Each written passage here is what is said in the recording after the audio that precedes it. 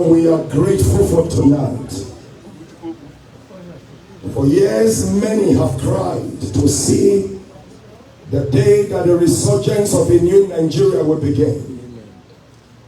And so we are grateful that in our lifetime we see the beginning of the process.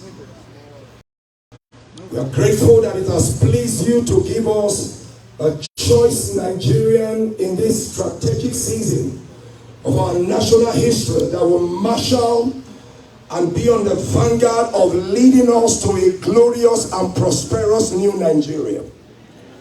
And so, Lord, tonight we thank you for bringing him our way to this great city of Atlanta. And we trust that tonight, as we meet together, as we hear him, as we applaud him and motivate him, we pray that tonight will begin and add greater fire to the revolution you have started. And we declare in great anticipation that your purpose in choosing him to become a light for Nigeria in this season shall find full expression. We declare that no forces, no gathering, no arrangements, nothing of whatsoever nature against this council shall prosper. And we declare tonight's meeting open. We pray that it will be cordial, it will be cerebral, it will be invigorating, it will be motivating, it will be challenging. And every one of us will leave here tonight assured that indeed a new Nigeria is in the horizon. We trust that your name alone be glorified. And we pray for your son, the man upon whom you have placed your hands, Governor Peter Obi. We pray that come 2023, every one of us shall be alive to celebrate his glorious inauguration as the President of the Federal Republic of Nigeria. We trust you, we believe you, and we declare it shall come to pass. Thank you, our Father. In Jesus' precious name we pray. Amen. Amen. Please keep standing. Please keep standing. Call on Dr. Mohammed Ladan for Muslim prayer. Please keep standing. Dr. Mohammed Ladan. Let us pray. Bismillahirrahmanirrahim. Alhamdulillahi Rabbil Alameen. Ar-Rahman Ar-Rahim. Malik Yawmiddin. إياك نعبد وإياك نستعين اهدنا الصراط المستقيم صراط الذين أنعمت عليهم غير المغضوب عليهم ولا الضالين آمين. والله أحد الله الصمد لم يلد ولم يولد ولم يكن له كفوا أحد. May the Almighty Allah protect our Peter Obi and bless Nigeria. Amen.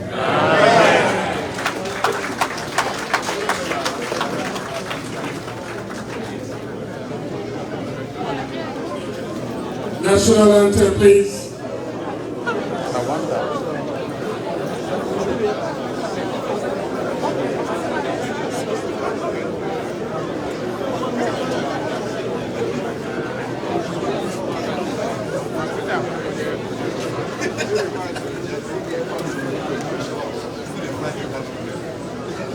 The national anthem.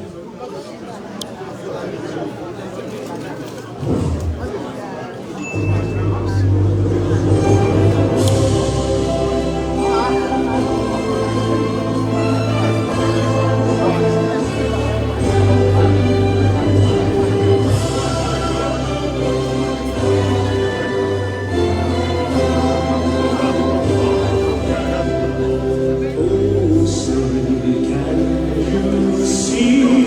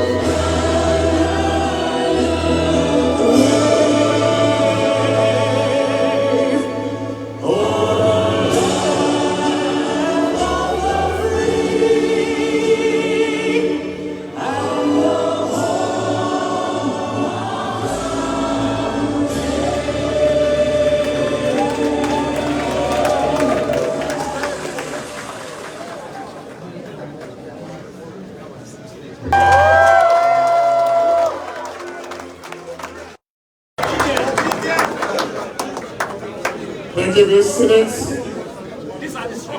We'll rush straight into the next item, the chairman's opening remarks. Our chairman today is Attorney Chris Chima Wachuku. Ladies and gentlemen, the obedient useful movement. I welcome all of you to this great occasion.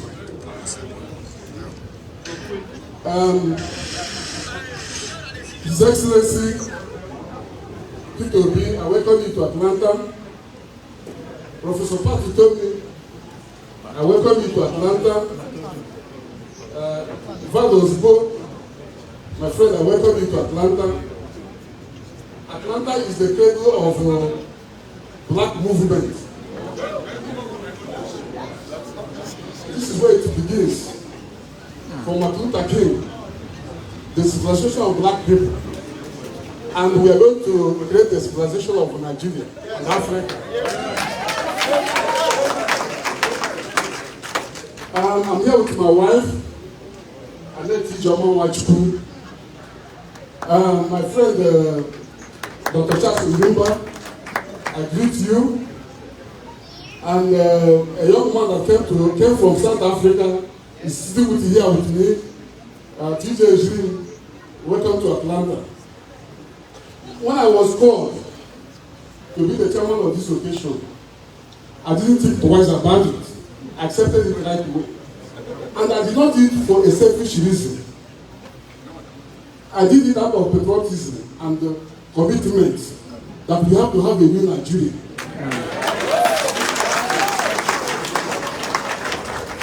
We must have a new Nigeria. If there's a job opening, the most qualified will go in. It doesn't matter whether you're Hausa, Fulani, Yoruba, Igbo, it doesn't matter. Wherever you come from, whoever the most qualified, that is how it's done all over the world. And Nigeria is not going to be an exception. We have been practicing this system since 1970. We have progressed.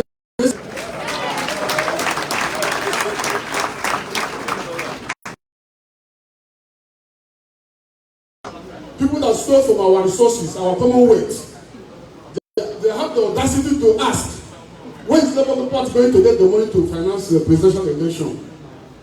Are we going to let them succeed? No! We are not going to do that. So we have to be committed to it and make sure we fund it.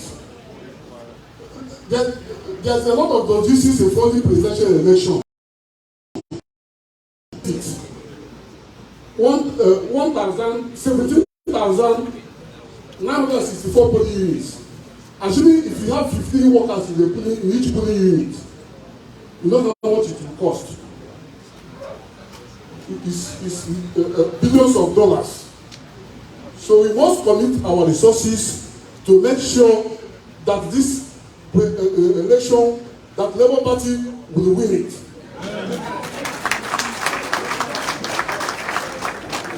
Yesterday I read a statement from one of the most popular South African prophets, Bashir Shepherd.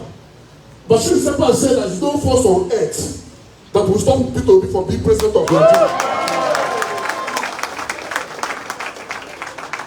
He said that there is no force on earth that will stop P2B from being the president of Nigeria in 2023.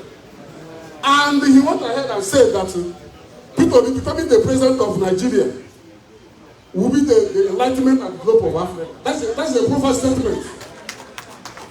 And we must embark upon that. P2B must be the president of Nigeria in 2023. By the grace of God. Amen.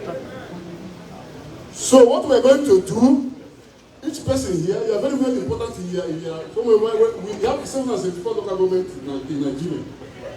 Please get involved in your local government. If there is no Labour Party office in your local government, try to help them to open one. You can do it. That is the only way we can do it. They are mocking us. They say, why are you going to get the money? In fact, I read yesterday, someone said on the election day, presidential election day, you need at least $2 billion to finance the election. Just on the day of the election. When we talk of money, it doesn't mean that we don't give shh. That's our slogan. We're not going to give anybody money. But there are some legitimate campaign expenses and debts that we must pay. We're not they give shishi. They asked me to hurry up, so I had a lot of things. Yes. We're here for Peter Obi. That's all. I have to say one thing, which is very important to us. Yes. Your Excellency, I want you to pay attention. In the undeveloped world, is 5.6 billion. No, 5.6% of the entire budget of Nigeria. Go ahead and go to the one in Singapore. So 20.79% of the entire budget. Look at the gap. Even some senior countries, they have up to 5%. Nigeria, your Excellency, when they pay special attention to Nigeria. In education is the most critical catalyst to develop a country. Thank you. Thank you. It's okay. Yeah, once the people is there, the security will fall down. Don't do now. Yeah, the security is a big issue. He knows that. I don't have to remind him about that. Your Excellency, in 2018, I presented a paper in my community. The subject of this presentation I did in my hometown for 1 month and in local government, Imo State. The title of this book is The Role of Diaspora in a Globalized World. Yes, I'm going to give you a copy of this book. When you have a time, I want you to go through it. Yes, sir.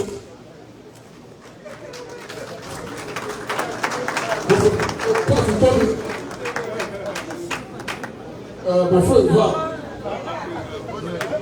you have time, just go through that book. Thank you so much. Thank you. Thank you.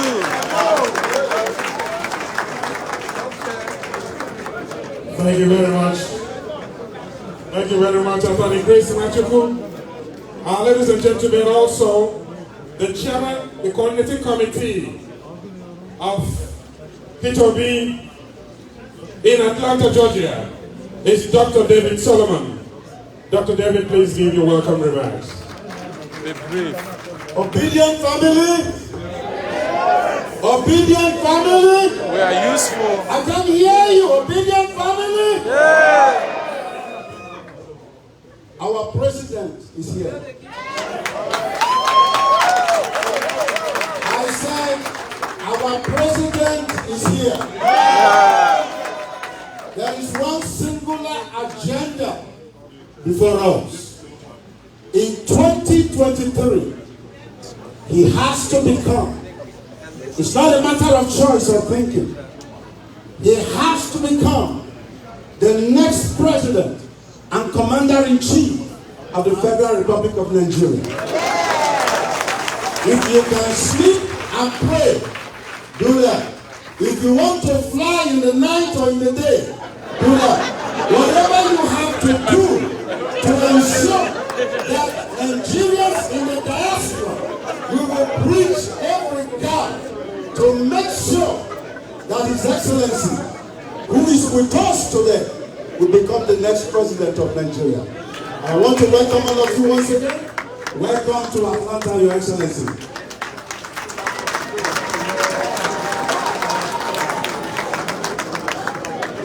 Those in favor of Mr. Peter Obi being the president of Nigeria, say aye. Aye. Atlanta, those in favor of Mr. Peter Obi being the president of Nigeria, say aye. Aye. Atlanta, final aye, say aye. It is written, the seal of Atlanta is hereby imposed on His Excellency, Mr. Peter Obi, as the next president of the Federal Republic of Nigeria. In Jesus' name we pray. Ladies and gentlemen, it is my distinct honor to introduce a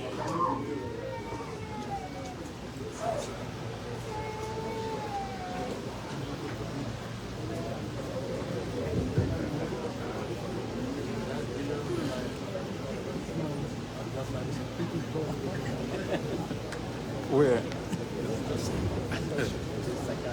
It's not that old. Please, it is my honor to introduce a distinguished academician, a renowned economist, Professor Pat Otomi. Today is your word. Good evening, Atlanta. Good evening. I am so thrilled. I am truly excited to see the fire in all of you. And I hope it will be burning all over the place very soon. I have come on this journey with a very simple message. You know, politicians are merchants of hope. The reason that we have politics is that people will inspire in you the vision of a new possibility. And just buying into that vision is what makes for the progress that most of society has seen. Unfortunately, in our recent experience, we have been sowing despair. And that despair can be seen in the anger of the young of our country. When you take away a sense for a greater tomorrow from any people, you quench the possibilities. And so our country, a country which the founding fathers built on the sense that the human spirit can triumph over anything, has become a place of insecurity. It has become a place of insecurity because the young do not feel that there are possibilities left for them, and they turn to the only way they can express themselves: violence. So the need to unite and secure our country has been palpable for a long time. Now there are many ways you can try and fix a problem when you have one. Now one of those ways is to ignore what the naysayers say about how things can become possible. But we know that anybody who has faith knows that he makes a way where there seems to be no way. And in this commitment to finding a way, groups of Nigerians, thinking people, began to work at understanding why Nigeria, with all its potential, does not seem to work. And that's not the only place in the world where a country of enormous potential did not seem to work for a long time. As a graduate student living in this country some 42 or so years ago, my own academic pursuits were around this very subject. And my focus was a country in Latin America called Brazil. It seemed so hopeless at the point in time that I actually gave up in studying Latin American economies, and my interest moved to Southeast Asia. But one of the most remarkable things that's happened to me is that many, many years later, I would see a man that I confronted here in New York in 1979 and question the thesis that was dominant in development thinking in Latin America at that time. They were generally called independistas. The thesis that we are locked into a structural dependence, and that the only way to make progress is to break out of international capitalism. And there are scholars who talk about things like selective delinking from international capital. But that man, who was their father, their godfather, was then living in Chile. I was working at the Economic Commission of Latin America. Many, many years later, in Lagos, he came to give a talk at the Anyamoshiwe lecture series. And between when he and I had this conversation in New York and that meeting in Lagos, he had gone through a number of iterations, which included returning to Brazil, literally from exile, becoming foreign minister of Brazil, and then suddenly while he was speaking in New York, being told by the president that he would become finance minister. At the time when the lifespan of the finance minister was like 3 months, because things were going so bad and finance ministers were being blamed, and so they were changing them like a napkin. And this man stepped into the role of finance minister. And today, Brazil is not a country of great potential anymore. It is one of the world's top 7 economies. If it is possible in Brazil, it is possible in Nigeria. And so, many people began to look at why it was not happening in Nigeria. And one of the reasons, very clear, very apparent, but we were not seeing, was the nature of the political parties that we have managed to create in Nigeria. And my example is very simple. You don't have to try very hard. I was one of those who campaigned for General Buhari under the assumption that one thing he had lived for all his life was breaking the back of corruption. But I regret that he has become the most corrupt complex in Nigeria history. And the problem is not Buhari. The problem is the nature of that structure. That structure presents us with the kind of transactions that inevitably take emphasis away from purpose and focuses on power. State capture becomes the essence of the pursuit of power. And this has crippled Nigeria. And we began to say that we need a broad way, we need a new way.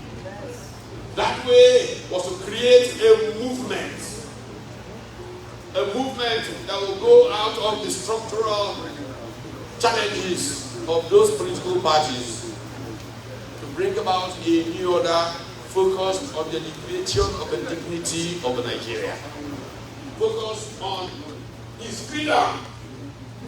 Where they talk about freedom in Atlanta. Yes.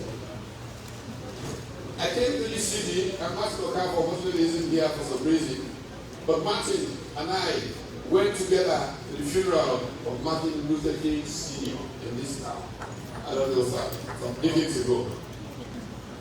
Because of how closely I related to the quest for freedom in this country, the time has come for Nigeria to be free. The time of liberation is here, but the critical part of the liberation of the 20th century was the diaspora. The liberation of Japan, following the Meiji Restoration, came from diaspora. India rising has come from the diaspora. If you look at how today Nobel Prize winning American economists like Paul Krugman are beginning to question their positions on globalization. But look at those who were most steadfast on pushing globalization. When Joseph Stiglitz wrote a book, Globalization and His Discontents, the response came from great Indian economists at Columbia State University like Ala-Igbo, who wrote books in praise of globalization. Why? Because they have India eyes. Chinese diaspora did that. The time has come for the Nigerian diaspora to take the leadership.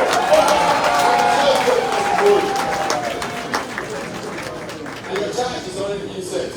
I was very happy to listen to the chairman when he spoke. It is not a mouse thing.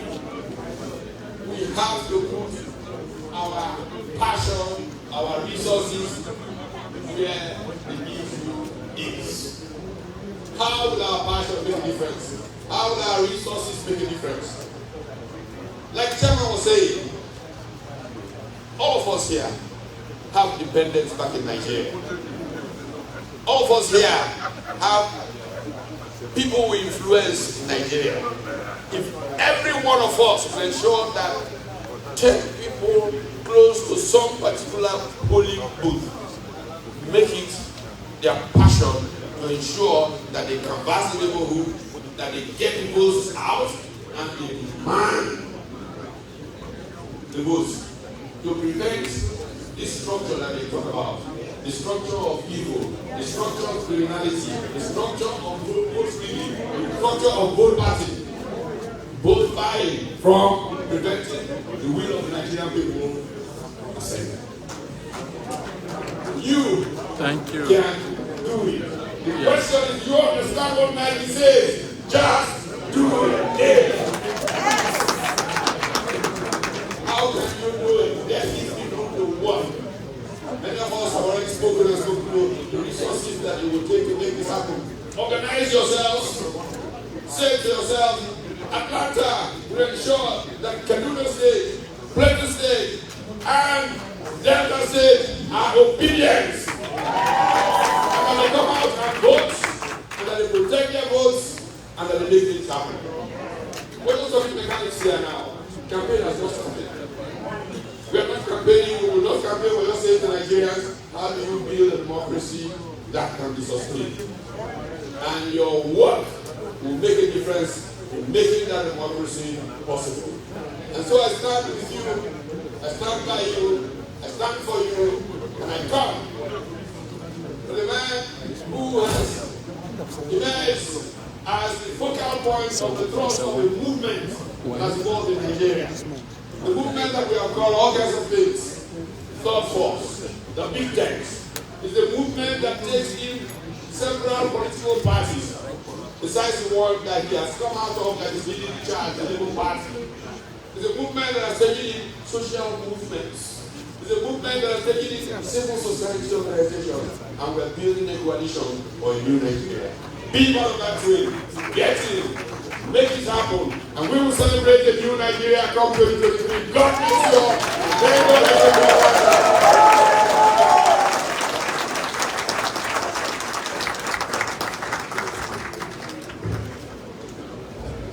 That is indeed the message why we have gathered tonight. It is my honor. It's a red Toyota blocking, red Toyota RKW 1465.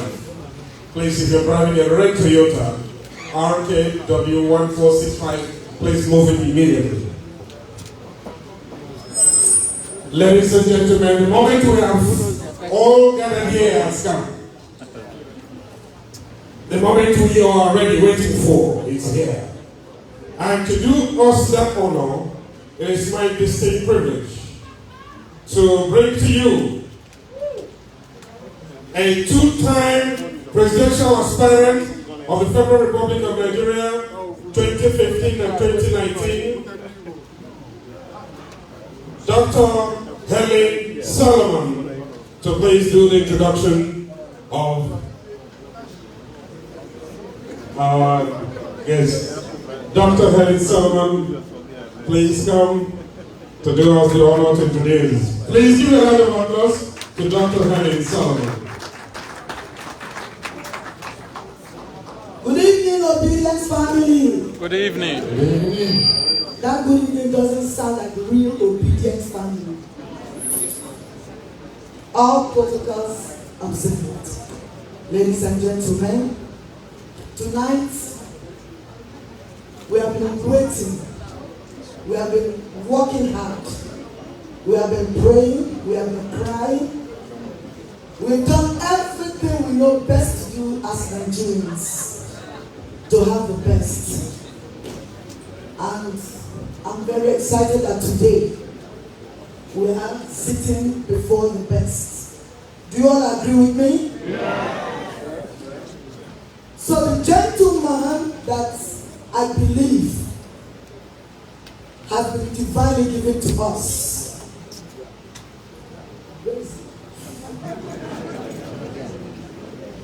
He's a father. And we are glad to have a father. He's a husband. And he's a man that loves Nigeria. So we want to introduce him for him to get on board and deliver the message.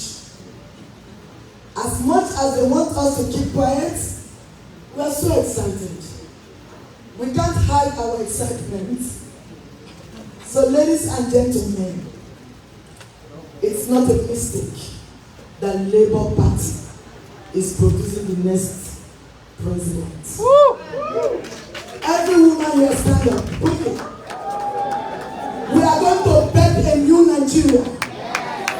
It takes Labour to bring to back. So we declare a new Nigeria. They said women don't understand.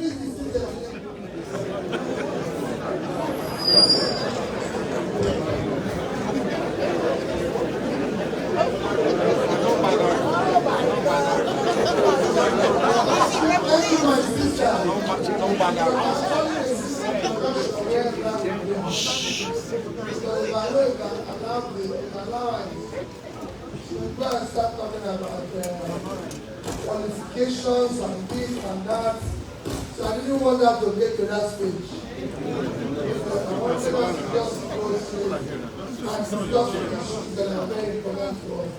Let me most sincerely thank all of you that are gathered here for your time, for your sacrifice,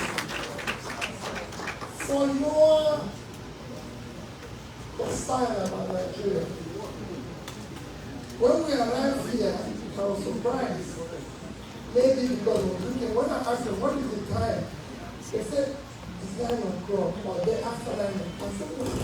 I thought we would have started much earlier. But they said, I remember that when we were in California, they told us that Atlanta and Houston don't start things on time.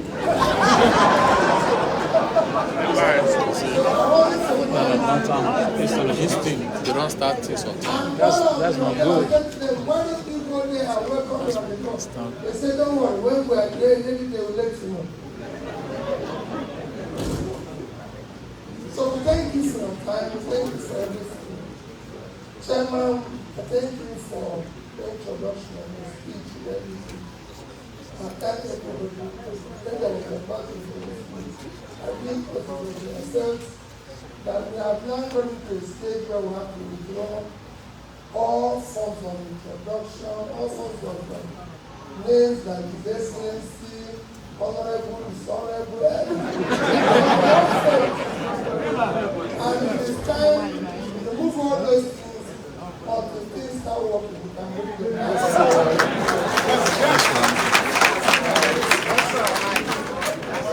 Also, first is now time to show and start talking about educational qualification. It's very important. People like Prof, I tell you, I call you Prof because you show that you're Prof. But in my case, I always see, I've seen so many educated people who are far worse. You can imagine. And now I'm ready to come to one conclusion. The educational qualification is not a measure of integrity.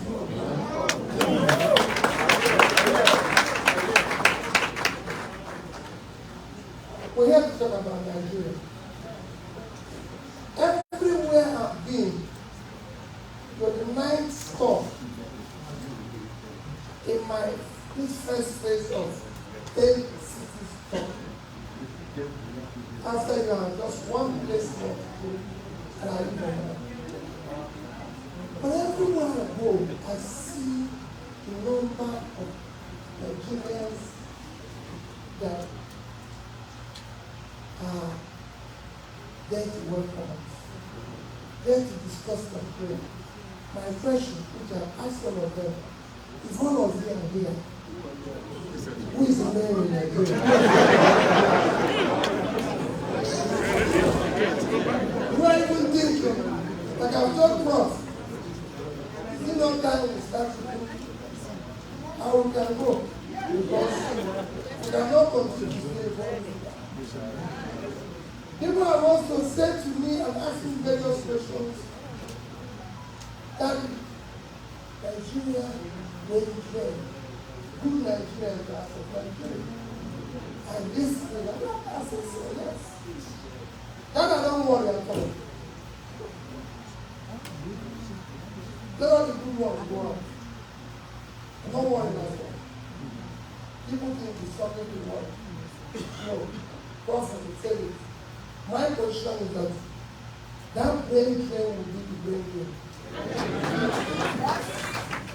We will use you people to do that place. You will be the first foreign investors will get when we start turning it around. Right now, politics is double one.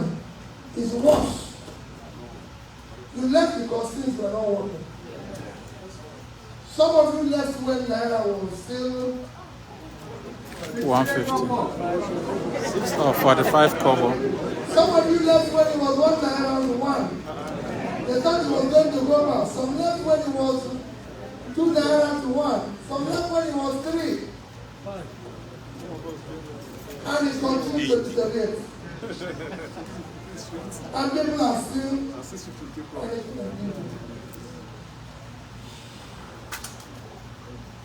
some of you left when Nigerian educational system was among the best in the world.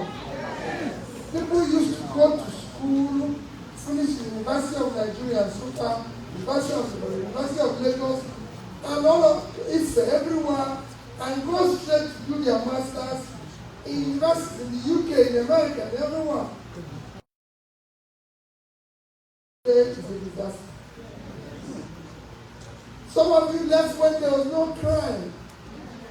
You can move freely. You can drive from Lagos to Abuja. You can drive to everywhere. Today, you can't do it. There's even places you can't fly. You can't go to Kaduna by road. You can't go by air. You can't go by train.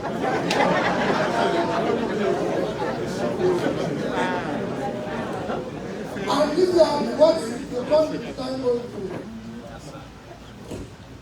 You left because it was not good. But your position, I can tell, and I say everywhere, is worse.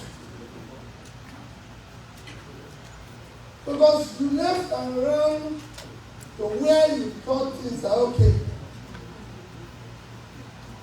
So you can walk and live a better life. Yes. But suddenly, you cannot even live and enjoy your hard work because you have become the social welfare, the anthem, the everything for those who left behind.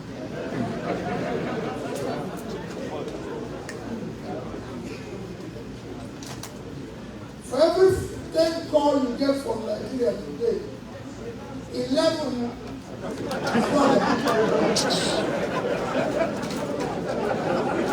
you can't even enjoy that money. That peace, that thing you run away to come and do, you're worse now. It's worse too. You are the social worker. You are the funeral director. You are everything. You are in charge of hospital. You are in charge of doctor. Every day you are going to doctor. How is it doing? Is it recovering? You are what?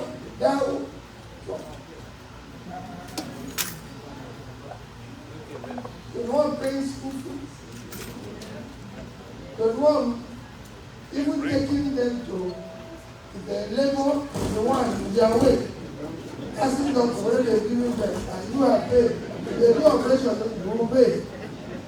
If you don't pay, they keep them in hospital. So it's a crisis situation for you.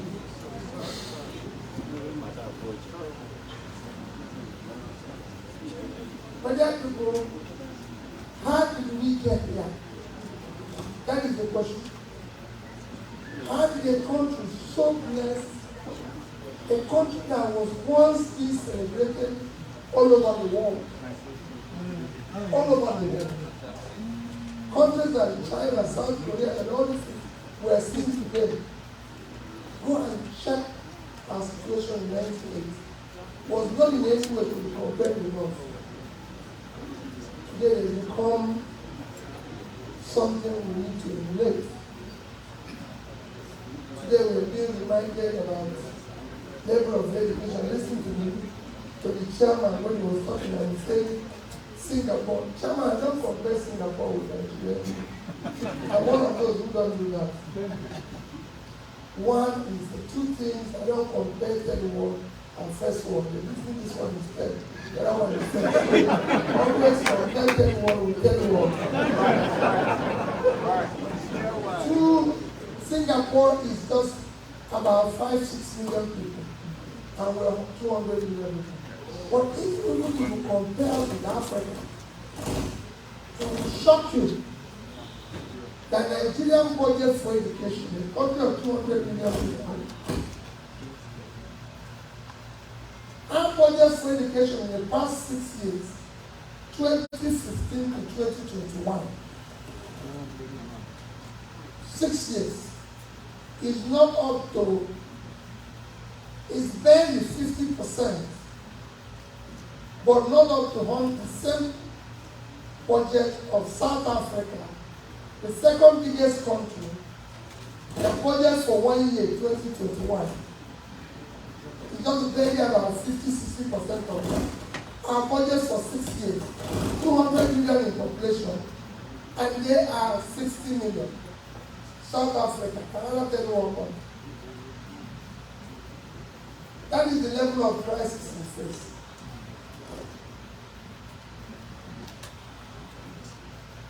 I know the count. So what has happened? We now live in a country where Nigeria, that used to be very safe, is now classified among the most terrorized country of the world. We are now among the highest cases of kidnapping. Yesterday, he was talking about education. The next saying, our out of school have increased to 20 million. Yesterday, where are people living? 1st of September.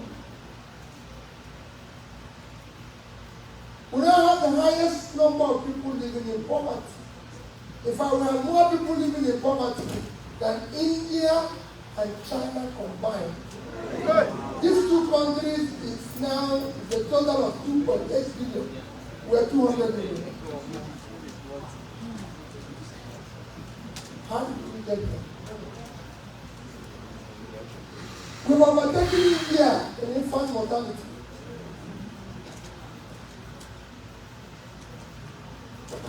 If you go, India is 1.4 billion and 200 million. But we're overtaking them. Our youth are not doing anything. Drug prevalence among our youth is the highest in the world, 14.8, when the average is 5.8.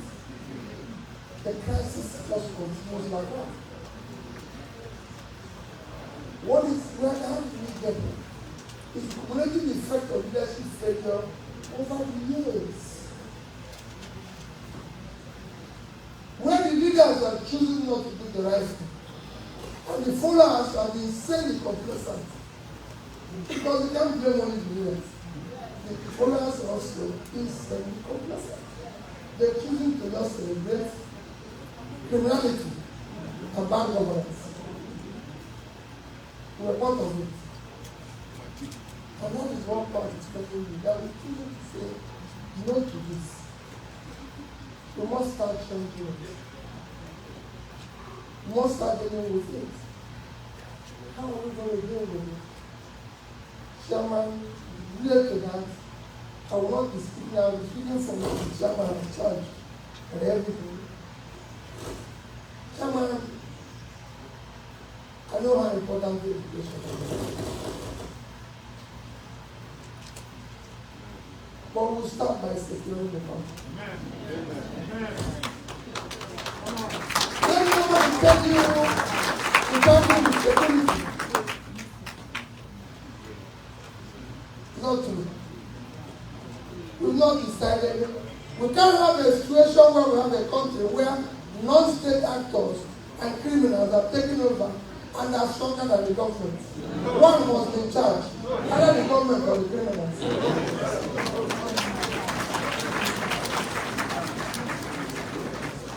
It's only in Nigeria can I give you a excuse. Somebody is kidnapped, taken into the boat. The kidnappers are phoning the family of the victim, telling him where to keep the money. And if the victim becomes sick, doctor goes to see him. They're still talking with the family on phone.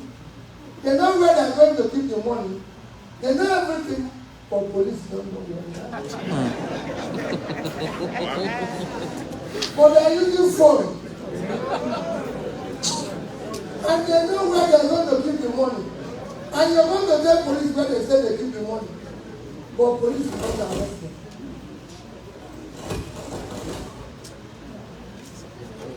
Big joke. That's all I was saying. This is a business. I almost stop.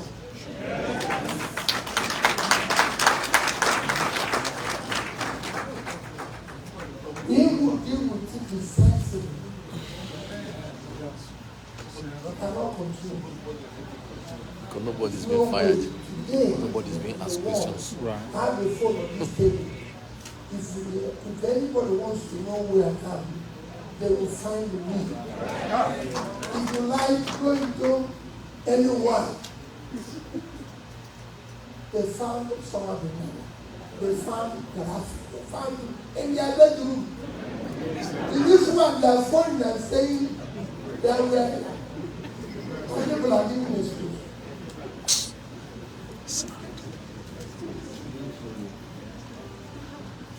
They cannot control. So we will work hard to secure the country. I won't give you all the details tonight, but I assure you, I'm giving you an example. We will ensure law and order. Yes.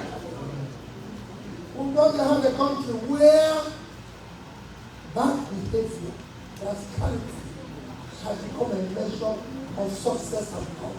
We cannot continue. We must have people, we must have a research, we must have character. And we do simple things. I'm here live. Defying. Where are we living and things and planters? Because wherever I've been in America, they say 7 o'clock, I say, let's go there. They said, no, we'll go to that. I said, why did you not say? Even though we're not going to be there by 7, that send it to 7:30. We must do things way other people.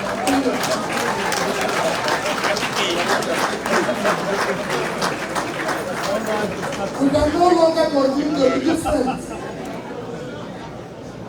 We don't want to be different any longer. We want to do what they are doing so that when the people don't appreciate us, then we will know.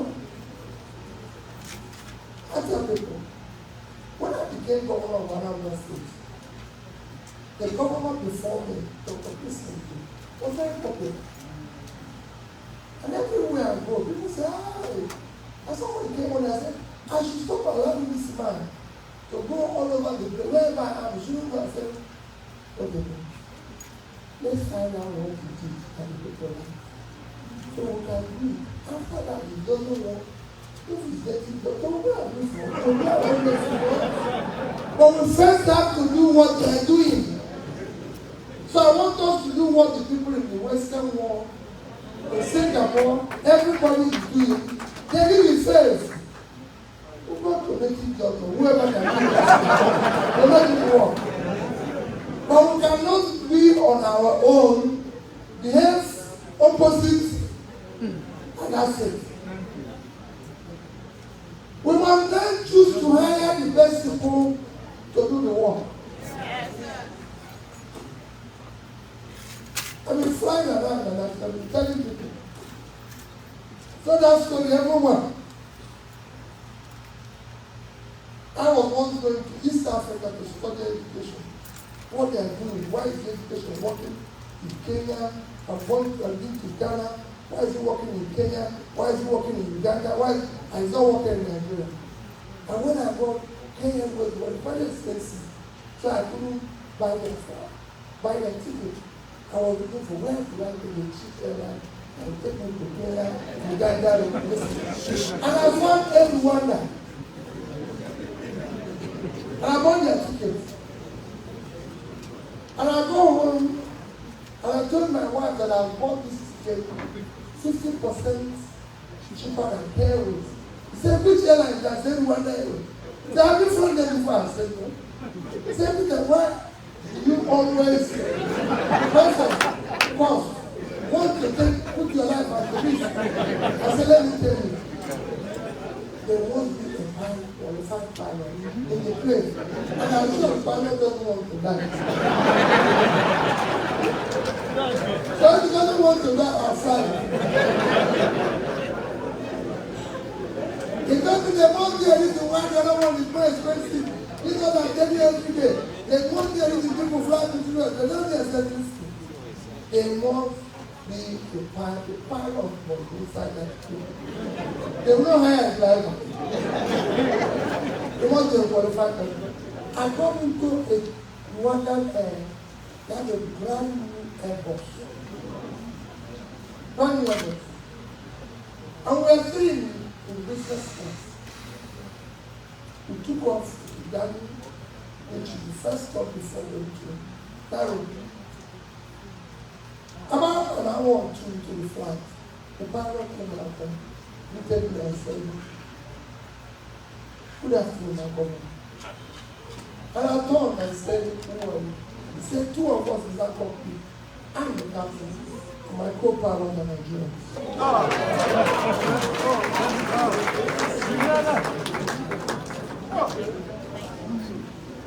They were qualified. They hired them because they are qualified. Right. They didn't ask them where they came from. So their nationality was not important. Their tribe was not important. They didn't ask about their religion. It wasn't about connection. It wasn't their tongue, and it wasn't their tribe.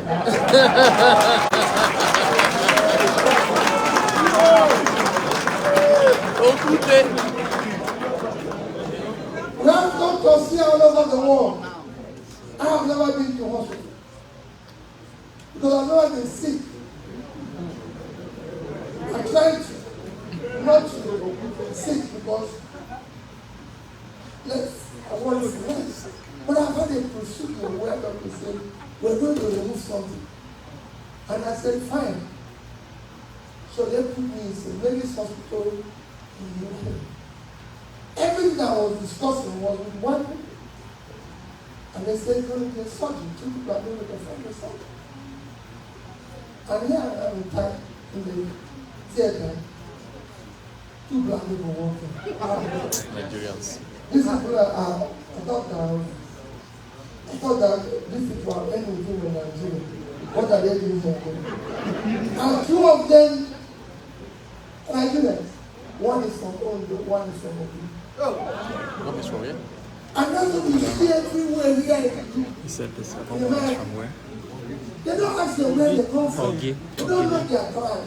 They are He said celebrated forgive me, I don't know where. because they are qualified. Excuse me.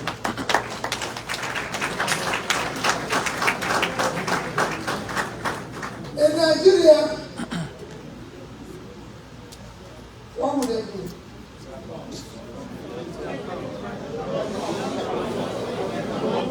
These are things we want to avoid. So we started a movement to say, these are things that brought us where we are. We want to bring stability in the policy. Bring what will make it work. And you are going to become it.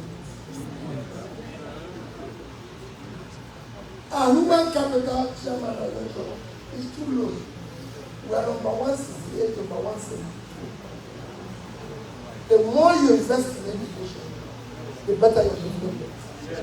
And you can't talk about physical infrastructure without dealing with human infrastructure. Today, everybody knows that knowledge drives everything. And you're not investing. Our university is closed now for 6 months. And we are going out to look for foreign investors.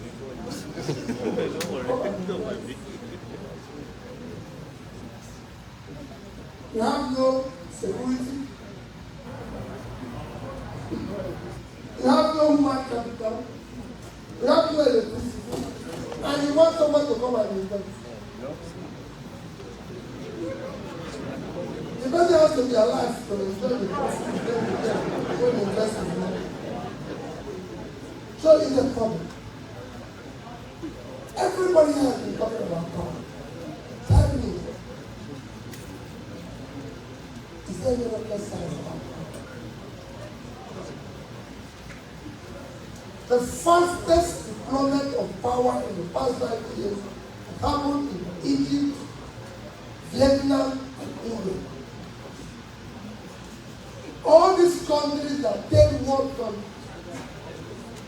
Egypt have doubled their power generation from under 20,000 megawatts to over 50,000 megawatts. Vietnam have gone from 36,000 to about 75,000. And of course, India is phenomenal. I don't want to compare what they do. Everything. How did they do it? What did they do? To tell you how bad it is, Nigeria cannot generate beyond 4,000 megawatts in the past, call it almost 20 years. We are number one country in Africa, the biggest in Africa.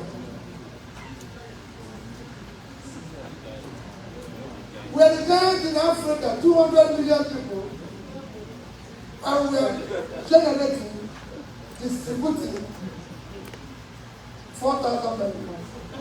And we are not worried about it. We are not panicking. The second biggest economy in Africa is South Africa. 60 million, about 60 million population. They are generating about 50,000. And 3 weeks ago, he came from South Africa. President Agoza declared emergency power 3 weeks ago. Am I right? And said that every South African or company can generate up to 100 megawatts without license. Somebody that is generating 50,000 declared emergency, the person with 4,000 is keeping quiet. That is enough to shut down the entire country until we generate power.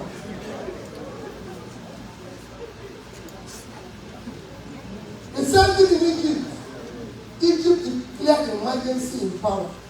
And in 5 years, moved from about 20,000 to over 50,000. But we're not declaring emergency because it's not necessary. Today, we're the only country in the world, apart from Venezuela, the only open country. The only open country, apart from Venezuela because of sanctions, that is not meeting its oil quota. At the time oil price is high. Venezuela is because of sanctions. At the time we need every dollar. And this is the greatest source of any dollar.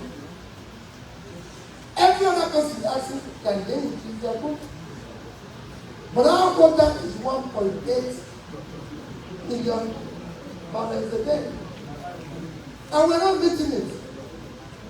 Throughout the month of July, on the average, our daily quota was 1,083,000. So every day we could not do 717,000 of what we are supposed to do. Throughout the month of July, 31 days, we lost 22,227,000 barrels. And throughout that month, the average sale was about 110. So we lost $2,445 million, which is the used rate. I told them when I spoke to lawyers, I said, because every time I use the rate of my own official rate, the own official rate is 410, mine is 660. And they lied me. Why will I use that rate? I said, because that is the rate that is available to me and every other person. That's why you can use. there's a other people can get it, who can't get it. So I use the one that is available to us. I said to them, if your rate is 410, mine is 690, combine the two of them, they will give us 1,100, divided into 2. So we can find out the 555. And if you multiply it with that, you will see that we lost 1 month. We lost 4 billion. 1 month. This is a country that is borrowing everything. Just to tell you how bad, this is a country that needs all the money. And you're losing this one. You're losing this because you could not contribute to your quota. This is something you can earn legitimately.